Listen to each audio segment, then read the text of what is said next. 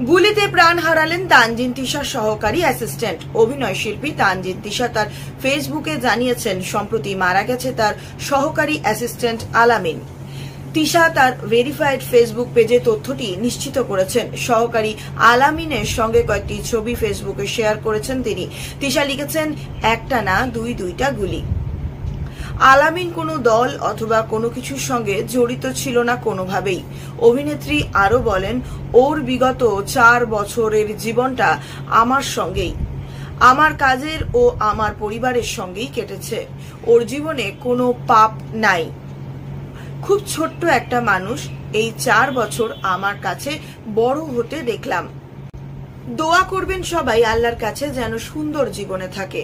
তানজিন তিশার ভাষায়, আপনারা হয়তো সবাই ওকে আমার অ্যাসিস্ট্যান্ট হিসেবেই চিনেন, কিন্তু ও আমার অ্যাসিস্ট্যান্ট নয়, ও আমার ছোট ভাই। 4 বছর ধরে ও আমার সঙ্গেই থাকে, আমার পরিবারে থাকে, পরিবারের অংশ হয়ে। আপুর কি লাগবে, আপু কি খাবে, আপু কখন ঘুমাবে, আবার কখন আপুর মনটা খারাপ, মনটা ভালো হলে সবটা এই ছেলেটাই জানতো আর দেখতো। আলামিনকে নিয়ে তিশার পরিকল্পনা ছিল অন্যরকম। বিষয়টিকে ধরে অভিনেত্রী জানান, আলামিন সারাটা দিন আমার বড় একটা ছায়ার মতন আমার পাশেই বসে থাকতো। আমার কত পরিকল্পনা ওকে নিয়ে। ওকে ড্রাইভিং শেখাবো, জোর করে বলতাম পড়াশোনাটা নিয়মিত করতে এবং পরীক্ষাটাও দিতে। কত বকা দিয়েছি, আবার একটু পর ঠিকই বোঝাতাম, আবার মন খারাপও করে থাকতো। আলামিন কোথায়, কখন, কিভাবে গুলিতে নিহত হয়েছে সে ব্যাপারে ফেসবুক পোস্টে কিছুই উল্লেখ করেনি তানজিন তিশা। এদিকে চঞ্চল চৌধুরী বলেছেন, একটা বড় দুর্যোগপূর্ণ সময় পার করছি। দেশে যখন কোটা সংস্কার আন্দোলন চলছিল তখন অভিনয় শিল্পী চঞ্চল চৌধুরী যুক্তরাষ্ট্রে একাধিক অনুষ্ঠানে অংশ নিতে তার যাওয়া। পেশাগত কাজে তাকে সেখানে 20 দিন থাকতে হয়। ফিরে এসে শুনতে পান এই আন্দোলন ঘিরে হতাহতের ঘটনার খবরও রয়েছে। দেশে ফিরে তাই ফেসবুকে আবেগঘন বার্তা দিয়েছিলেন তিনি।